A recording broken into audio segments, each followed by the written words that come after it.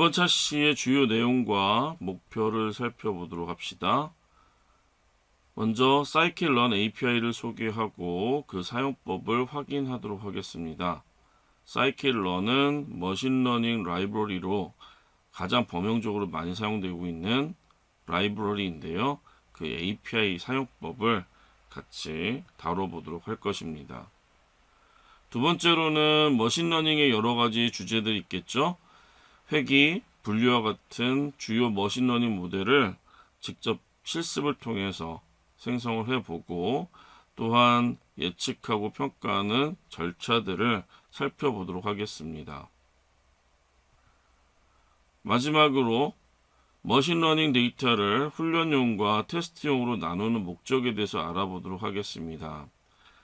훈련용 데이터로 그리고 테스트용 데이터로 나눔을 통해서 머신러닝 모델을 일반화시킬 수가 있는데 그 일반화되는 과정에 대한 그 방법적인 부분들도 같이 살펴보도록 하겠습니다.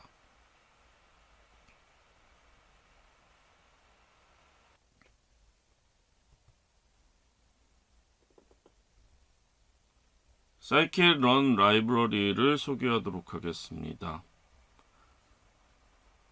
scikit-learn 라이브러리는 머신러닝 알고리즘 구현한 오픈소스 라이브러리 중에서 가장 유명한 라이브러리로 이미 우리가 알고 있는 텐서플로우라든지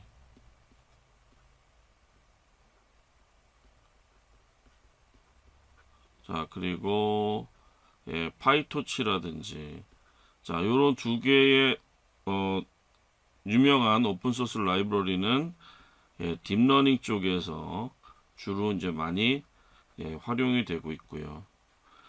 그리고 뭐 인프라 쪽으로 보게 되면은 실제로 스파크 안에 머신러닝 라이브러리라고 하는 녀석이 내장이 돼 있죠.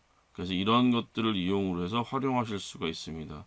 뭐 스파크 러닝 라이브러리 같은 경우에는 뭐 자바나 또는 스칼라나 그리고 뭐 저희가 지금 배우고 있는 파이썬과 같은 언어들로 개발할 수 있도록 만들어져 있는 라이브러리들이고요. 자, scikit-learn은 파이썬으로 만들어져 있으면서 일관되고 간결한 API가 일단 강점이다라고 할 수가 있겠고요. 그리고 오랫동안 유지가 되어 있기 때문에 문서가 잘 되어 있는 그런 장점들도 있습니다. 알고리즘은 파이썬 클래스로 구현이 되어 있고요. 데이터셋은 numpy bear, pandas, data frame, 그리고 scip의 희소 행렬, sparse matrix라고 하는 것을 이용해서 쓸 수 있도록 설계가 되어 있습니다.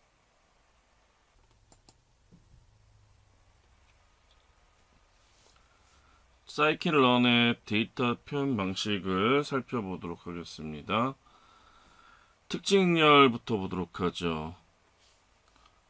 자, 먼저 우리는 표본이라고 하는 것이 있죠.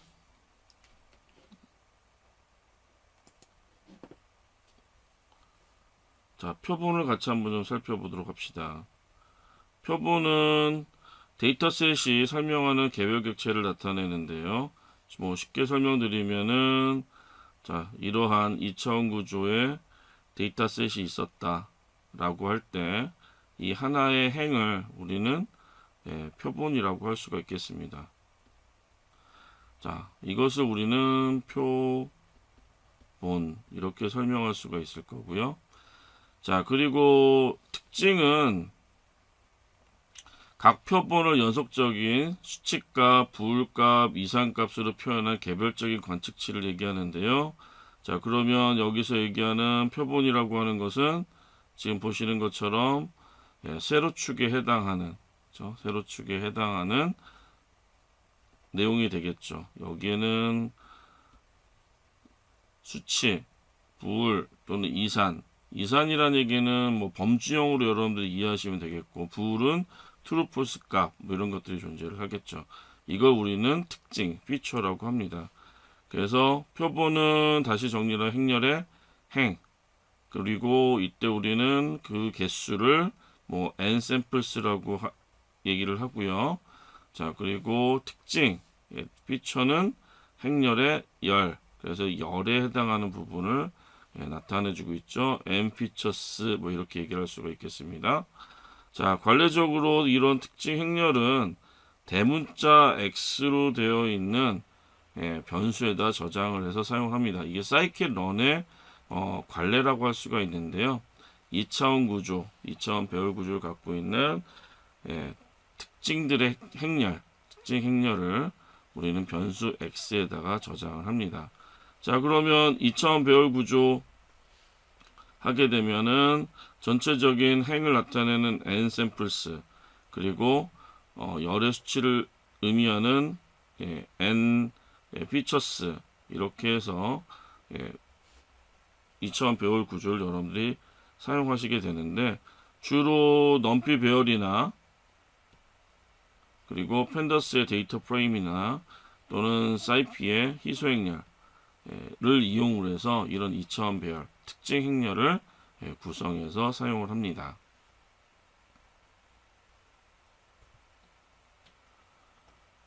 자, 두 번째로는 대상 벡터인데요. 타겟 벡터라고 부릅니다. 자, 우리는 타겟 벡터를 이제 구성을 할 때 연속적인 수치값이나 뭐 이산, 클래스, 레이블을 가지고 작업을 할 수가 있는데요. 예를 들어서 문제가 회기의 문제였다. 그럼 회기의 실제로 대상 벡터는 수치값이 되겠죠. 자, 그런데 만약에 분류의 문제였다라고 한다면은 분류는 결국에는 이산 클래스 레이블 이런 것들을 이용을 해서 작업을 하게 될 겁니다. 그래서 A란 분류, B란 분류, C란 분류, 이건 이제 수치값은 아니죠. 자, 여기에 이제 대상 벡터의 길이는 n 샘플스로 표현이 될 것이고요. 관례적으로 대상 벡터는 소문자로 되어 있는 변수 y로 해서 저장을 합니다. 1차원 배열 구조를 이제 사용하게 되겠죠. 자, 그럼 특징 행렬이 2차원 구조로 만들어져 있었는데, 이런 입력 정보들을 가지고 우리가 뭘 예측하는 거예요? 1차원 구조에 해당하는 이 대상 벡터 값을 예측하게 되는 거죠. 그리고 이거는 우리가 x, 얘를 y로 변수에 담아서 작업하게 됩니다. 주로 넘피 배열이나 또는 펜더스의 시리즈를 사용할 수 있습니다. 물론 희소 행렬도 가능하겠죠. 자, 특징 행렬로부터 예측하고자 하는 값의 벡터이고요. 벡터들을 저장하는 내용이 되겠고요. 자, 이것을 우리는 뭐 종속 변수, 출력 변수, 결과 변수, 뭐 반응 변수, 뭐 이렇게 다양한 이름으로 불러서 사용할 수가 있겠습니다. 결국엔 뭐예요? 결과라고 하는 의미를 갖게 되는 거죠. 자, 앞에서 설명하면서 잠깐 그려봤었는데요. 결국에는 특징 행렬 x와 그리고 대상 벡터 y가 어떤 데이터 레이아웃을 갖고 있는가. 자, 보시면은 우리는 특징 행렬을 이용을 해서 훈련을 하고, 또 그 훈련을 통해서 대상 벡터를 뭐 하는 거예요? 예측할 겁니다. 이걸 찾아낼 거예요. 자, 그러면은 실제로 뭐가 같아야 되겠죠? 길이가 같아야 되겠죠. 여기 나와 있는 이 길이가 동일해야 될 겁니다. 왜냐하면 지금 특징 행렬에 하나의 샘플이 있는데, 이 샘플에는 지금 4개의 피처가 존재를 합니다. 그 4개의 피처를 가지고 만들어낸 정답, 또 예측값, 이런 게 있겠죠. 그러면은 여기가 만약에 n 샘플스면, 여기 나와 있는 행의 개수가 샘플이 n 샘플스면은 답도 몇 개가 돼야 돼요? n 샘플스가 돼야죠. 그렇죠? 이 답의 정체는 아까도 말씀드렸다시피, 자, 여기에 들어가는 타입은 뭐 이산형이 될 수도 있고, 그렇죠? 이제 분류의 문제면 이산형, 뭐 A, B, C, D. 그리고 만약에 회계의 문제였다라고 한다면은 여기에는 수치형, 연속형 수치형이 들어가는 위치가 되겠죠.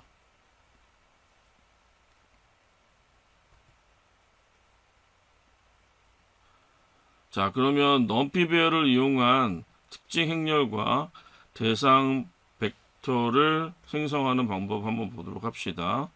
자, 뭐 익히 여러분들 잘 알고 계시는 넘피라는 라이브러리를 임포트를 합니다.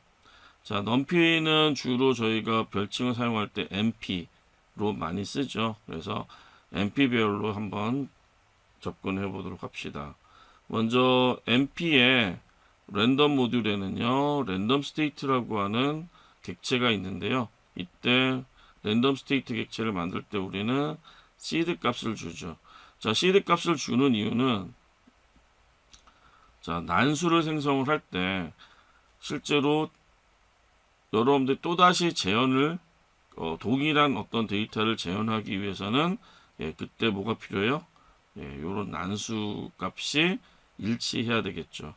그렇죠? 난수의 시드 값이 일치하게 되면은 동일한 위산난수를 만들어 줄 수 있기 때문에 랜덤 스테이트 객체를 만들 때 여러분들은 이런 시드 값을 고정시켜 놓는 게 중요하다고 할 수가 있겠습니다. 자, 그러면 랜덤 스테이트 객체를 만들었으니까 우리는 랜덤 스테이트 객체를 통해서 랜드라고 하는 함수를 이용을 해서 5개의, 그렇죠? 5개의 랜덤 넘버를 만들어내는데요. 거기 앞에다 10을 곱하니까 실제로 x라고 하는 요 녀석은, 자, 5개의 랜덤 정보를 갖는, 그렇죠? 5개의 랜덤 정보를 받는 1차원 배열의 모습이죠. 넘피 어레이입니다.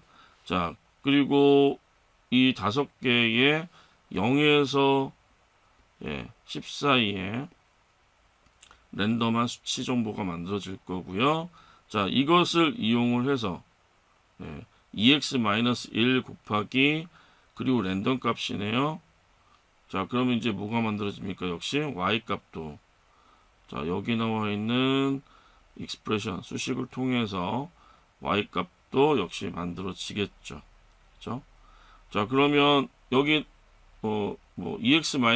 EX-1 곱하기 랜덤 값에 해당하는 범위에 Y 값이 만들어지게 될 겁니다. 자, 그러면 지금 설명드린 그림을 통해서도 알 수 있으시다시피 우리는 X의 쉐입, Y의 쉐입 이 부분이 지금 1차원 배열임을 알 수가 있을 겁니다. 그래서 원소가 5개인 XY가 만들어졌죠. 자, 그런데 우리가 X를 특징 행렬을 쓰고 Y를 대상 벡터로 사용할 거다라고 하면 어떤 변환이 필요해요? 바로 쉐입을 바꿔줘야 되죠. 자, 그 쉐입을 바꿀 때 지금 어떤 작업을 했냐면, 자, 횡과 열에 대한 정보를 넘겨주는데, 자, 열을 어떻게 했어요? 1로 고정시켰죠. 그리고 횡에 대한 정보는 나머지 가져가겠다라고 해서 여기는 -1. 자, 그러면 지금 보시다시피 열을 하나로 만들어 놨으니까 쉐입이 어떻게 바뀌어요? 자, 열은 하나. 그리고 그 안에 데이터가 들어가게 될 겁니다. 자, 그러면은 데이터가 지금 몇 개가 있었죠? 데이터가 5개가 있었으니까 구조가 이런 식으로 만들어지게 될 겁니다. 그러면 행은 5개가 있는 거고요. 그리고 열은 하나가 있는 이런 구조가 만들어지면서, 그래서 X의 쉐입이 뭘로 바뀌어요? 5행 1열로 바뀌는 것을 확인하실 수가 있을 겁니다. 그래서 1차원 배열이었던 구조에서 2차원 배열 구조로 바뀌는 리쉐입이라고 하는 넘피 ND 어레이 객체의 API를 이용을 해서 특징 행렬을 만드는 방법을 봤고요. 대상 벡터는 그대로 1차원 배열이니까 사용하시면 되겠습니다. 자, 이번에는 펜다스의 데이터 프레임을 이용한 특징 행렬을 다루는 방법을 같이 한번 좀 살펴보도록 합시다. 자, C본이라고 하는 우리가 시각할 때 썼던 라이브러리죠. 그래서 매프로립 라이브러리에 실질적으로 플러그인의 역할을 해주는 C본이라고 하는 녀석인데요. 자, SNS라고 하는 별칭으로 해서 접근을 합니다. 자, 여기에는 로드 데이터셋이라고 하는 샘플용, 시각화용 샘플 데이터베이스가 데이터들이 들어가 있는데 그 중에서 예전에 그 1900년대 초죠, 1930년대에 그 로널드 피셔라고 하는 박사가 실제로 이제 분석을 했던 아주 유명한 붓꽃이 있습니다. 그래서 아이리스라고 하는 데이터셋이 있는데요. 그 데이터셋을 로딩을 해보면 이 데이터셋은 일단은 기본적으로 인포 정보를 여러분들 이제 살펴보시게 되면은 얘는 데이터 프레임으로 구성이 되어 있습니다. 자, 거기에는 레인지 인덱스에서 보시면 150개의 행으로 구성이 되어 있고요. 그리고 데이터의 컬럼은 5개의 데이터 컬럼. 자, 그래서 5개의 데이터 컬럼은 세팔의 랭스와 그 다음에 세팔의 위스, 그리고 페탈의 랭스와 페탈의 위스, 그리고 스피시즈 이런 형태로 구성이 되어 있습니다. 자, 여기서 제일 중요한 부분은 뭐냐면, 자, 어디까지가 피처고요. 그 다음에 어디가 여러분들이 이제 사용하시게 된 레이블에 해당하는 것인지 구분하는 건데요. 그래서 지금 보시면은 세팔, 페탈의 랭스, 위스가 뭐가 돼요? 입력 데이터가 될 것이고, 이것에 의해서 뭐가 결정되냐면 스피시즈라고 하는 종이 결정되는 이런 구조로 되어 있는 데이터 프레임입니다. 자, 이것을 이용해서 특징 행렬과 대상 벡터를 한번 생성해 보도록 하죠. 자, 먼저 전체적인 구조를 보기 위해서 데이터 프레임에 헤드라고 하는 함수를 이용을 해서 결과를 뽑아봤네요. 자, 여기에 헤드 함수는 기본적으로 n이라고 하는 파라미터를 받게 되는데, 요게 기본값이 5죠. 만약에 여러분들이 나는 뭐 10개를 보겠다라고 하면 이 값을 10으로 바꿔서 보시면은 전체 10개의 행이 나오는 그런 구조를 살펴보실 수가 있습니다. 자, 여기에는 지금 앞서 인포 정보를 이용을 해서 사용할 때와 마찬가지로 세팔의 랭스부터 시작해서 페탈의 위스까지의 입력 정보와, 자, 그리고 스피시즈라고 하는 레이블 정보로 구성이 되어 있는데요. 결국에는 우리는 피처 매트릭스와 그 다음에 타겟 벡터를 나누는 작업이 필요할 겁니다. 그래서 피처 매트릭스에 해당하는 구조를 뽑아내시는 게 필요할 거고요. 그리고 타겟 벡터를 추출해내는 그런 과정들이 필요하시게 될 거예요.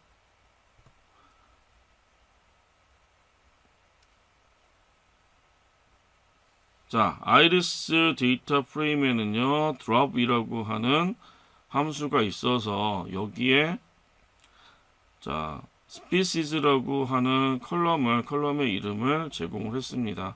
자, 이걸 드롭해서 새로운 뭘 만들어라는 얘기예요? 자, 얘도 역시 뭐예요? 데이터 프레임이죠.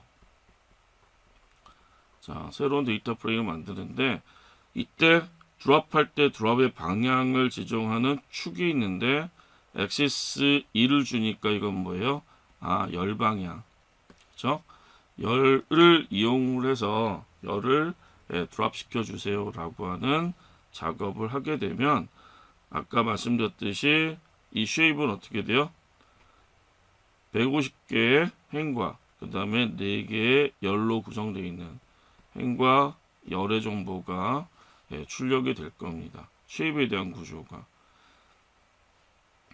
자, 그러면 실제로는 자, x의 쉐입은 자, x의 쉐입은 무슨 타입이에요? 자, 튜플이죠. 행과 열 정보를 갖고 있는. 자, 그런데 우리가 실제로 필요로 한 건 뭐냐면 x가 갖고 있는 values죠. 그럼 x의 values라고 하는 녀석은 numpy, and array 타입. 그래서 요 and array 타입인데 and array 타입이라는 얘기는 numpy 배열이라는 얘기죠. 근데 그 구조가 지금 뭐라는 얘기예요? 행과 열이 150 그리고 4.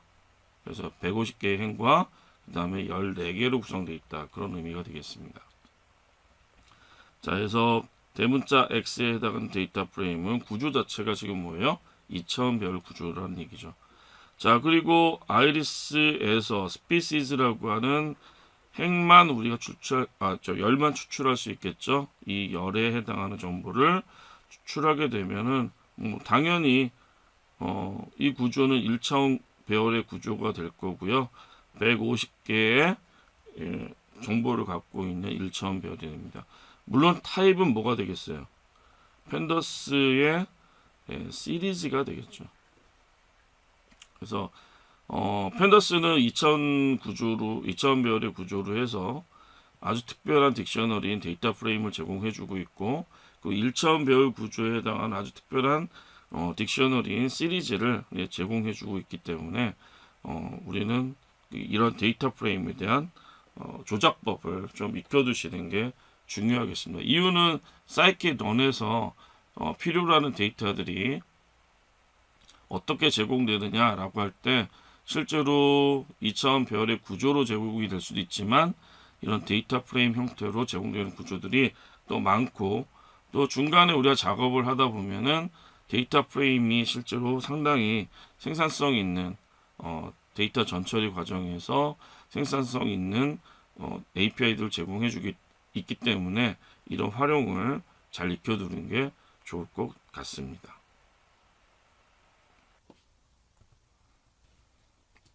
자, 이번에는 번치 객체를 이용한 특징 행렬 대상 벡터 생성법을 살펴보도록 하죠.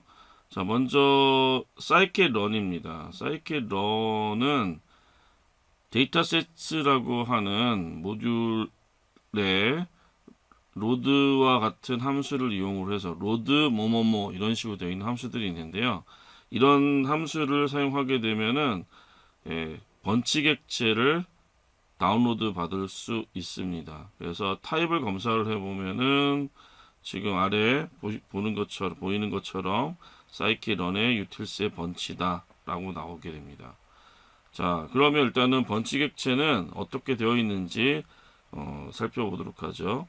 번치 객체의 keys라고 하는 함수를 이용하게 되면은 거기에 딕셔너리 키로 데이터, 타겟 네임스, 자, 그리고 피처 네임스와 같은 이 주요 이름들이 나오게 되는데요. 자, 그럼 이 키를 이용하면은 실제 그 객체 접근을 할 수가 있는데요. 자, 여기에서 이름에서 대충 여러분들이 짐작하실 수 있다시피 데이터라는 키를 사용하시게 되면 뭐 iris.data가 되겠죠. 자, 그러면 실제로 얘가 뭐예요? 피처 매트릭스에 해당하는 데이터를 제공을 해줍니다. 자, 타겟은 당연히 뭐겠어요? 대상 벡터에 해당하는 녀석이 되겠죠. 자, 그래서 얘가 뭐예요? X에 해당하는 특징 행렬, 얘가 Y에 해당하는 특징 행렬. 자, 그런데 여기에 뭐밖에 없습니까? 데이터밖에 없어요.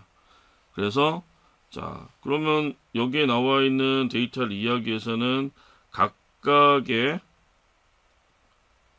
열이 어떤 이름을 갖고 있는지 알려면 feature names라고 하는 곳에 저장되어 있는 이름을 1차원 배열 형태로 만들어져 있는 데이터에 접근을 하셔야 될 거고요. 여기는 해당 뭐가 있겠어요? 이름이 구성이 되어 있고요. 그 다음에 타겟. 중요한 건 뭐냐면 요런 타겟과 타겟 네임스의 이제 조합인데요. 요 두 개의 조합은 뒤에서 좀 더 자세하게 좀 보도록 할 텐데, 어쨌든 여기 타겟 네임스는 자, 이 데이터에 대한 일종의 설명이다 라고 그렇게 이해하시면 되겠습니다. 자, 그리고 기타적으로 뭐 디스크립션 여러 가지 설명들에 대한 내용이 나와 있으니까 키를 통해서 참고를 하시면 되겠습니다. 자, 피처 네임스입니다. 좀 전에 보셨다시피 데이터. 자, 아이리스 데이터가 있는데 요 데이터가 X에 해당하는 특정 행렬의 값이라고 했으니까요. 거기에 해당하는 뭐라고 그랬어요? 이름. 자, 그 순서가 데이터가 이렇게 그 열이 4개가 있을 때,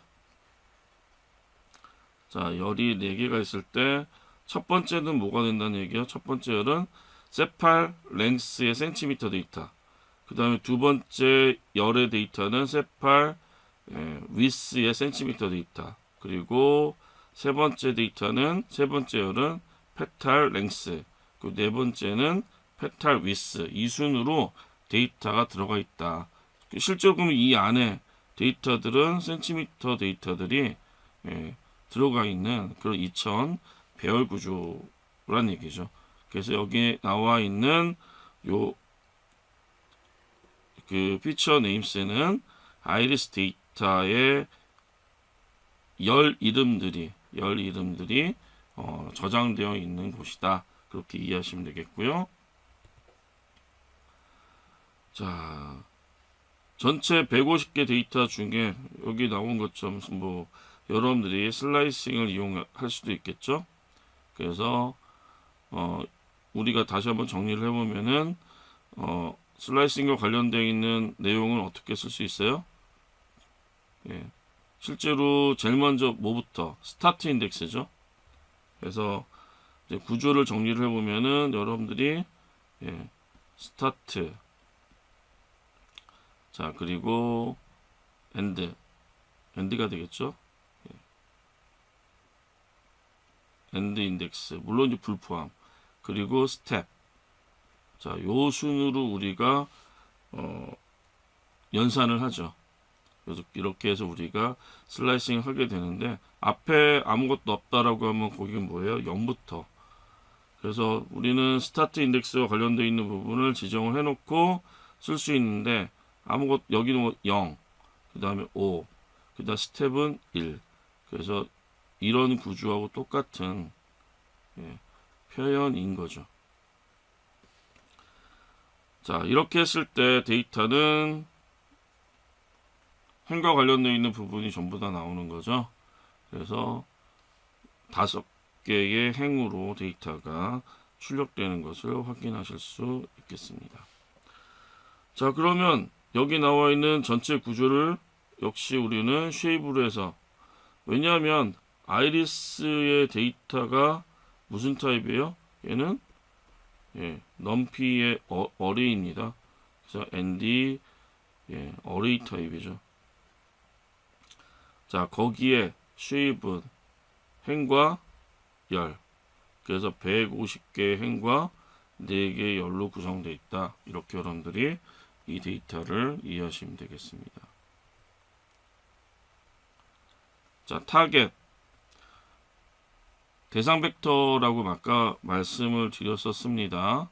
아이리스 번치 객체에서의 타겟은, 자, 요 녀석은 실제로 얘도 역시 넘피 어레이의 ND 어레이 타입으로,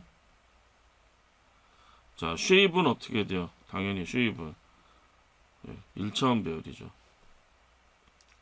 그래서 쉐입은 1차원별로 만들어져 있는 녀석이고요. 대신 이 안에 들어가 있는 데이터들을 보시면은 0, 1, 2로 돼 있네요. 자, 0, 1, 2로 돼 있다는 얘기는 이 데이터들이 다 뭐예요? 지금 수치형으로 지금 만들어져 있죠. 우리가 데이터를 아무리 범주라고 하더라도 그 범주형은 기본적으로 수치형으로 변환해서 이제 쓰는 그런 방법을 쓰는데요. 물론 이제 머신러닝의 여러 가지 기법들, 특징을 다루는 뭐 피처 엔지니어링이라고 하는 특성공학, 특징공학을 하게 되면은 좀 더 자세하게 하겠지만 일단은 0은 지금 타겟 네임스에 들어가 있는 데이터 중에 센토사를 의미하는구나. 그 다음에 1은 버시컬러라고 하는 종을 의미하는구나. 2는 버지니카를 의미하는구나 라고 하는 것을 여러분들이 정리를 해 두시면 되겠습니다. 일종의 코드다, 그렇게 여러분들이 보시면 되겠죠. 자, 해서 사이킷런에서 사용하고자 하는 X하고 Y라고 대문자 X, 자 이거를 우리는 특징 행렬, 그리고 Y를 대상 행렬이라고 얘기했었는데요. 얘는 2차원, 얘는 1차원의 구조다라고 말씀드렸었죠. 그래서 아이리스 번치 객체의 데이터는 2차원의 특징 행렬을 가지고 있고요. 그 다음에 아이리스의 타겟이라고 하는 객체는 실제로 우리가 대상 행렬에 해당하는 대상 벡터에 해당하는 1차원 배열의 구조를 갖고 있다라고 그렇게 여러분들이 이해하시면 되겠습니다.